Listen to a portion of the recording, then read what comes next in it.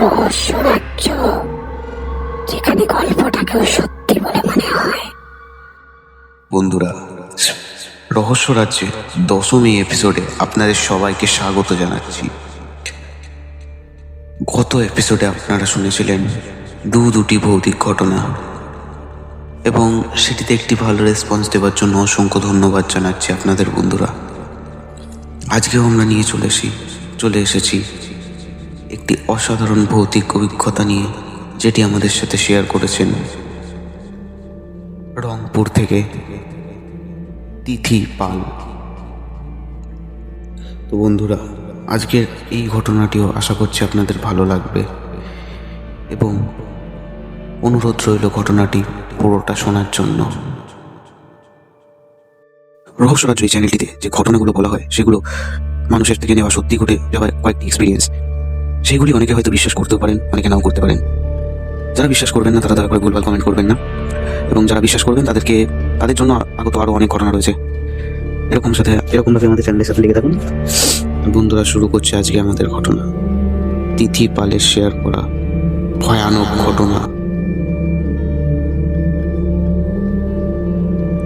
নমস্কার দাদা, আমার নাম তিথি পাল। আমি গ্রাম বাংলার একেবারে মফস্বল অঞ্চলে বড় হয়েছি। আমাদের গ্রামটা খুব ছোট, চারপাশে ধান ক্ষেত, বাঁশঝাড়, আর মাঝখানে একটা পুরনো অনেক বড় শ্মশান আছে। আমার সাথে এই ঘটনাটি ঘটেছিল, তবে তার আগে তোমাকে কিছু কথা বলতে চাই। তোমার ঘটনাগুলো শেয়ার করার পদ্ধতি আমার খুব ভালো লাগে দাদা। আর তোমার ভিডিও আমি আগে তো দেখতাম না, বাট আমি এরকম টাইপের পডকাস্টগুলো শুনতে ভালোবাসি। সুতরাং শুনতে শুনতে হঠাৎ একদিন তোমার পডকাস্ট দেখি, একদিন বলতে কি পরশু দিনই তোমার পডকাস্টটা দেখি। পডকাস্ট দেখে আমি ভাবি এই ঘটনাটি তোমার চ্যানেলে শেয়ার করতে পারবো, তাই করে দিলাম। আশা করছি ঘটনাটি ভালো লাগবে। হ্যাঁ, অবশ্যই ভালো লাগবে তিথি, আশা করছি আমার অডিয়েন্সদেরও। আর তোমাকে অসংখ্য ধন্যবাদ জানাচ্ছি তোমার নিজের সাথে ঘটে যাবে এরকম একটি এক্সপিরিয়েন্স আমার চ্যানেলে শেয়ার করার জন্য। সুস্থ থাকো এটাই চাইবো, ভালো থাকো এটাই চাইবো, সবারই এটাই আশা। আর এরকম যদি আরও কোনো ঘটনা ঘটে থাকে অবশ্যই শেয়ার করো রহস্য রাজ্যের সাথে। তো তুমি যেরকম করে বলছো ঘটনাটা, যেরকম করে লিখেছো ঘটনাটা আমার কাছে, আমি সেরকম করে অডিয়েন্সদের সামনে তুলে ধরলাম। আমার ছোটবেলার থেকেই ভূত প্রেতে বিশ্বাস হয় না, সুতরাং আমি ভয়ও পাই না এদের, ভয়ও পেতাম না এদের, যদি আমার সাথে সেই ঘটনাটি না ঘটত। ছোটবেলার থেকেই গ্রামের বয়স্করা বলতো সন্ধ্যা নামার পর থেকে ওই শ্মশানের পাশ থেকে চলে গেছে যে রাস্তাটা, সেখান দিয়ে যাতায়াত না করতে। সেখানে নাকি যারা পুড়ে গেছে তাদের আত্মা সবসময় ঘোরাফেরা করে। আমি এই কথায় বিশ্বাস করতাম না। সেদিন স্কুল থেকে ফেরার সময় আকাশটা হঠাৎ ঘন কালো হয়ে গেল, ঝড় বৃষ্টি আসবে মনে হচ্ছিল। বাড়ি পৌঁছানোর শর্টকাট একটাই, শ্মশান ঘাটের পাশের দিয়ে। আমি ভেবেছিলাম কিচ্ছু হবে না, সাহস করে হাঁটা শুরু করলাম। চারপাশে অন্ধকার নেমে এসেছে, বাতাসে কেমন যেন গন্ধ, পোড়া কাঠ আর পুরনো ছাইয়ের। আমার কানে হঠাৎ একটা শব্দ এলো, কারণ মৃদু ফিসফিসানি। তুই এসেছিস, তুই আমার। আমি থমকে দাঁড়ালাম, মনে হচ্ছিল কেউ ঠিক আমার পেছনে হাঁটছে, কিন্তু ঘুরে ঢাকালে কিছুই নেই। হঠাৎ মাটিতে একটা শুকনো শাখা ভেঙে পড়ল। আমি ভয়ে ছুট দিলাম। বাড়ির পৌঁছে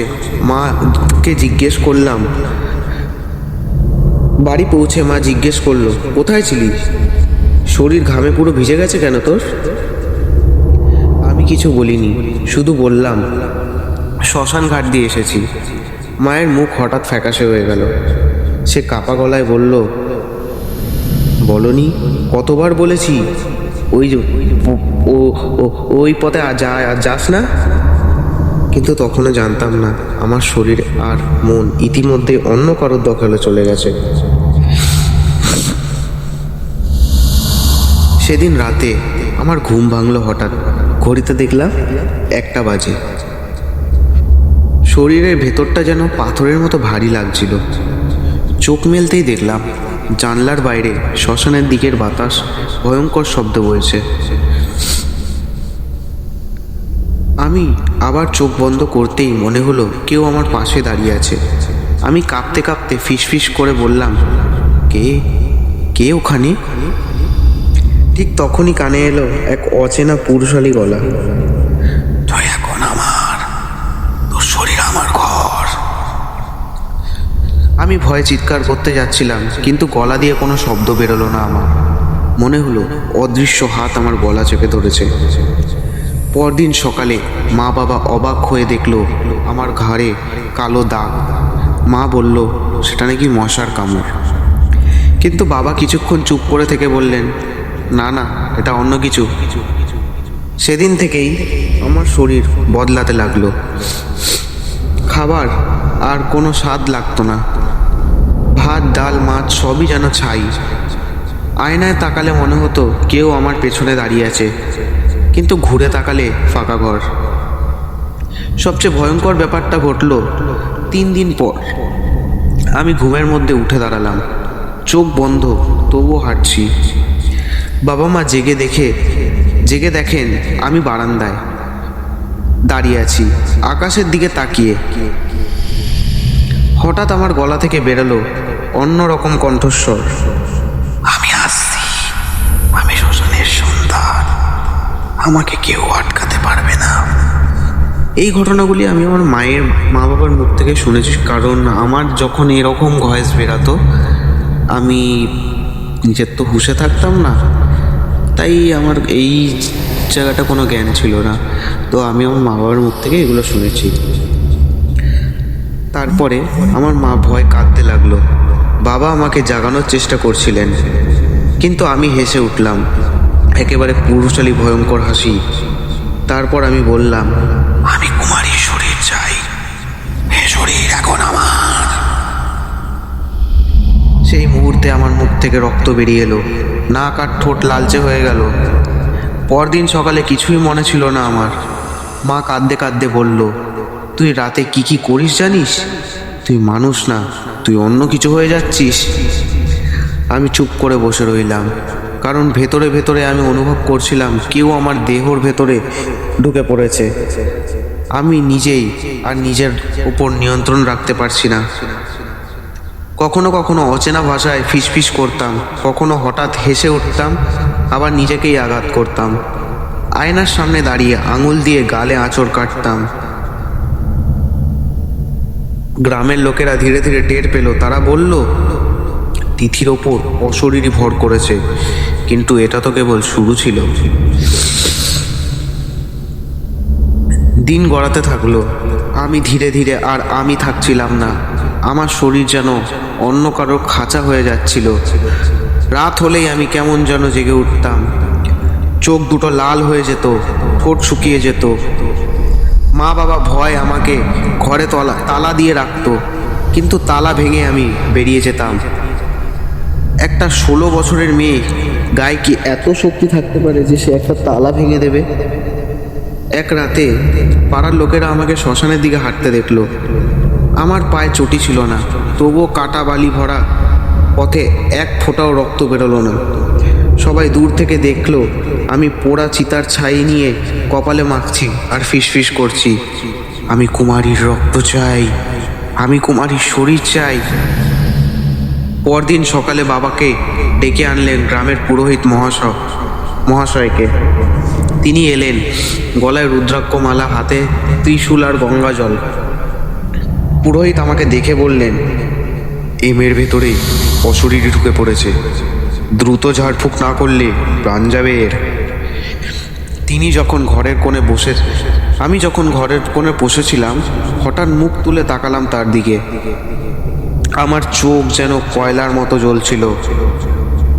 আমি এমন গলায় বললাম, তুই আমাকে বের করতে পারবি না বুড়ো, এ শরীর এখন আমার। পুরোহিত ভয় পেয়ে মন্ত্র পড়তে লাগলেন। আমি হঠাৎ লাফিয়ে উঠে এক হাতে তার ত্রিশূল ধরে ছুঁড়ে ফেললাম। পুরোহিত মাটিতে পড়ে গেলেন। সবাই হতভম্ব। আমার কণ্ঠ বদলে গিয়ে একেবারে পুরুষালী গলায় বেরোলো, আমি জানি এ গ্রামের প্রতিটা গোপন কথা। অমুক বিধবা রাতে কার সাথে দেখা করতে চায়, কে জমি নিয়ে গাড়ি ঢুকিয়েছে, সব আমি জানি। লোকেরা স্তব্ধ হয়ে গেল এই কথা শুনে। আমি হাসতে হাসতে বললাম, আমি শ্মশানের সন্তান, শতাব্দীর পর শতাব্দী ধরে অপেক্ষা করেছি, এখন আমি কুমারীর রক্ত পান করব। হঠাৎ আমি নিজের হাতে আঙুল কামড়ে ছিঁড়ে ফেললাম, কিন্তু রক্ত না বেরিয়ে কালচে ধোঁয়া বেরোলো। মাও সেই দৃশ্য দেখতে পারলো না, জ্ঞান হারিয়ে ফেললো। বাবা চিৎকার করে উঠলেন, এটা আমার মেয়ে হতেই পারে না, এটা অন্য কিছু। সেদিন রাতেই পুরো গ্রাম আতঙ্কে ভরে গেল। আমি জানলার পাশে দাঁড়িয়ে বাইরে তাকিয়েছিলাম। চাঁদের আলো আমার মুখে পড়ছিল, আর আমি ভয়ঙ্কর ভঙ্গিতে হাসছিলাম। আমার শরীর কেঁপে উঠছিল, গলায় অদ্ভুত শব্দ হচ্ছিল। আমি ফিসফিস করে বললাম, আমি শুধু একটা দেহ চাই, এই দেহ আমার চিরকালের জন্য থাকবে। এইভাবেই আমি পুরোপুরি তার নিয়ন্ত্রণে চলে গেলাম। আমার ভেতরে কোথাও আমি তখনও বেঁচে ছিলাম না, কিন্তু কিছুতেই কিছু করতে পারছিলাম না। মনে হচ্ছিল আমি নিজের শরীরে ভেতরে বন্দি আছি, আর কেউ আমার দেহ দিয়ে কথা বলছে, হাসছে, হাঁটছে। এখন পুরো গ্রাম জানতো তিথি নেই, সে দখল হয়ে গেছে এক অশরীরী। গ্রামের লোকেরা যখন দেখলো পুরোহিত কিছু করতে পারলো না, তখন সবাই মিলে ঠিক করলো একজন তান্ত্রিককে ডাকা হবে। সে তান্ত্রিকের নাম ছিল গুরু অচ্যুতানন্দ। লোকেরা বলতো তিনি সোলেমানি তন্ত্রের গুরু, যিনি জীবনে বহু অশরীরী দমন করেছেন। অচ্যুতানন্দ এলেন অমাবস্যার রাতে, হাতে খয়েরি রঙের লাঠি, গলায় হাড়ের মালা, চোখে ভয়ঙ্কর দৃষ্টি।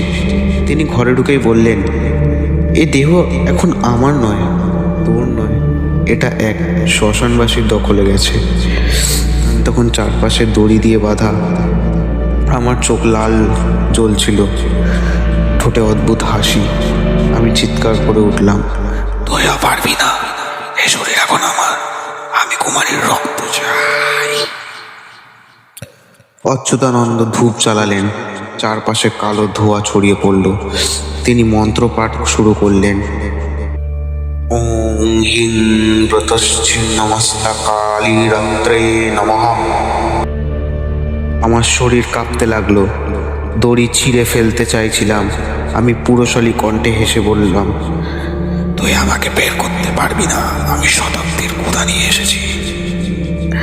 তান্ত্রিক হঠাৎ আমার কপালে গঙ্গা জল ছিটিয়ে দিলেন। আমার গলা দিয়ে বেরোলো হিংস্র চিৎকার, চোখ থেকে কালো জল গড়াতে লাগলো। আমি কাঁপতে কাঁপতে বললাম, থামো থামো, আমাকে চেনো না, আমি এই শরীর থাকতে চাই। কিন্তু তান্ত্রিক থামলেন না। তিনি আগুন জ্বালিয়ে মন্ত্রপাঠ করতে লাগলেন। ঘরের ভেতরে অদ্ভুত শব্দ হচ্ছিল, কখনো কান্না হচ্ছিল, কখনো হাসি, কখনো পশুর মতো হুঙ্কার। আমার শরীর মাটিতে লুটিয়ে পড়ল। আমি হাত পা ছুড়ে দিচ্ছিলাম, গলা থেকে ফেনা বেরাচ্ছিল আমার। শেষ মুহূর্তে আমার কণ্ঠস্বর মেয়েলি হয়ে গেল। আমি কাঁদতে কাঁদতে বললাম, বাবা, মা, আমাকে বাঁচাও, আমি তিথি, আমাকে মরে যেতে দিও না। তারপর আবার বদলে গেল গলা, না, এ দেহ আমার, আমি যাচ্ছি না। এক ভয়ঙ্কর সংঘর্ষ হলো আমার ভেতরে। আমি অনুভব করছিলাম আমার আত্মা আর অশরীরী একে অপরকে ছিঁড়ে খাচ্ছে। অচ্যুতানন্দ মন্ত্রপাঠ আরও জোরে শুরু করলেন। আগুন তীব্র হয়ে উঠল, ধোঁয়া চারদিক ঢেলে দিল। হঠাৎ সব নিস্তব্ধ। আমার শরীরে একেবারে স্থির হয়ে গেল, চোখ বন্ধ, ঠোঁট নড়ছিল না। গ্রামের লোকেরা ভয়ে তাকিয়ে রইল। মা কাঁদতে কাঁদতে আমাকে বুকে তুলে ধরল, কিন্তু তখনই আমার ঠোঁট হালকা নড়ল, এক অচেনা ফিসফিসানি বেরালো, আমি তো আছি, আমি কখনো চাইনি এই দেহ, এই রক্তে, এই ছায়ায় আমি আছি। সবাই স্তব্ধ হয়ে গেল। অচ্যুতানন্দ চোখ বন্ধ করে বললেন, সে গেছে নাকি রয়ে গেছে কেউ জানে না, শুধু সেটা সময় বলবে। আমি ধীরে ধীরে জ্ঞান ফিরে পেলাম। চোখ খুলে দেখলাম মা বাবা আমাকে জড়িয়ে ধরে আছে, কিন্তু আমার ভেতরে কোথাও একটা ঠান্ডা শীতল তা তখনও বেঁচে ছিল। আজও আমি নিশ্চিন্ত নই। আমি কি সত্যি মুক্ত, নাকি অশরীরী এখনো আমার ভেতরে লুকিয়ে আছে, ঠিক মুহূর্তের অপেক্ষায় আবার ফিরে আসার জন্য।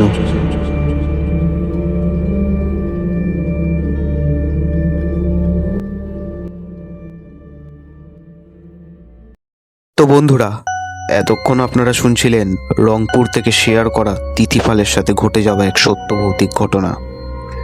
আশা করছি বন্ধুরা আপনাদের ঘটনাটি ভালো লেগেছে এবং আপনারা পুরোটা শুনেছেনও। পুরোটা যদি শুনে থাকেন অবশ্যই ভিডিওটি লাইক করবেন। চ্যানেলে যদি নতুন হয়ে থাকেন অবশ্যই চ্যানেলটি সাপোর্ট করবেন, সাবস্ক্রাইব করবেন। সাবস্ক্রাইব করার পর পাশে থাকা বেল আইকনটি প্রেস করে দেবেন। আর বন্ধুরা, এরকম ঘটনা যদি আপনাদের সাথে কোনোদিনও ঘটে থাকে বা আপনারা কারোর মুখ থেকে জেনে থাকেন, অবশ্যই আপনারা আমাকে শেয়ার করতে পারেন স্ক্রিনে ভেসে ওঠা হোয়াটসঅ্যাপ নাম্বারটিতে। আমরা রহস্য রাজ্যের সাথে আপনার ঘটনা অবশ্যই শেয়ার করব, এটা আমি কথা দিলাম বন্ধুরা। আর এরকম টাইপের ভিডিও আর এরকম টাইপের মানে ঘটনাগুলো আমার ভয়েসে শুনতে আপনাদের কেমন লাগে অবশ্যই কমেন্ট বক্সে জানাবেন। আজকের মতো এতটাই ছিল বন্ধুরা, দেখা হচ্ছে পরের এপিসোডে। খুবই ধন্যবাদ, বিদায় জানাই।